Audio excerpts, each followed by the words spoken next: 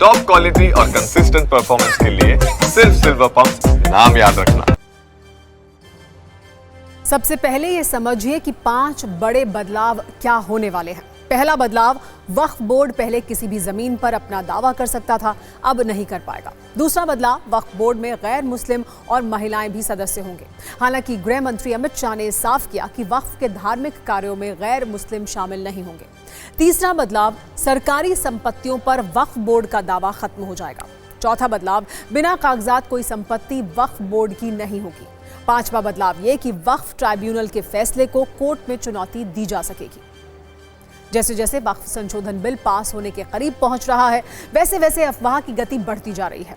अब इस बिल के बारे में ऐसी अफवाह उड़ाई जा रही हैं जिसका वास्तविकता से कोई लेना देना नहीं है। अफवाह यह है कि बिल के पास होने से वक्फ की संपत्ति तो छोड़िए, मस्जिदों और कब्रिस्तानों पर सरकार का कब्जा हो जाएगा।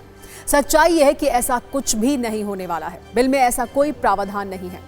ये कहा जा रहा है कि वक्फ की सारी संपत्ति सरकार ले लेगी। ये पूरी तरह से झूठ है। वक्फ की संपत्ति वक्फ बोर्ड के पास ही रहेगी। ये भी दावा किया जा रहा है कि वक्फ बोर्ड पर गैर मुसलमानों का कब्जा हो जाएगा, लेकिन सच्चाई यह है कि वक्फ बोर्ड में गैर मुस्लिम सदस्य तो बन पाएंगे, लेकिन वो किसी चीज पर कब्जा नहीं कर पाएंगे।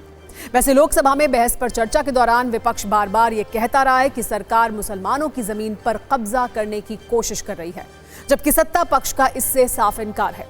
इन आरोपों को लेकर कांग्रेस सांसद गौरव गोगोई और रविशंकर प्रसाद ने तथ्यों के साथ तीखे हमले किए। इस चर्चा में रविशंकर प्रसाद ने तो ये तक कह दिया कि मुसलमानों के आदर्श वोटों की सौदागिरी करने वाले नहीं, सानिया मिर्जा और मोहम्मद शमी हैं।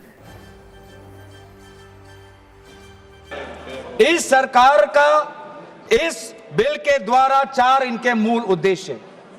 पहला मूल उद्देश्य है कि संविधान को कमजोर करना, टू डाइल्यूट द कॉन्स्टिट्यूशन। इनका दूसरा उद्देश्य है भ्रम फैलाना, to defame the minority communities of India.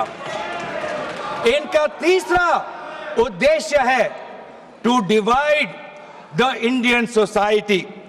हमेशा हमारे बीच में एक लिटिगेशन चलता रहे, मसला और बढ़ता जाए, ये उनका उद्देश्य है।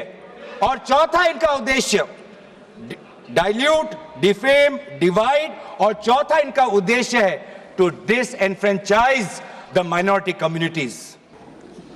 आप इस बिल का विरोध करते हैं तो क्यों करते हैं, इसका जवाब नहीं दे रहे।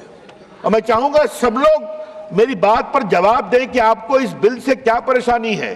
नंबर 2, क्या आप चाहते हैं कि वक्फ की प्रॉपर्टी हड़पने, लूटने, दलाली, बिचौलियों के बीच में रहे, या गरीबों के लिए काम में आए, पसमंदा मुसलमानों के लिए काम में आए, बेटियों के लिए काम में आए? परेशानी किस बात की है?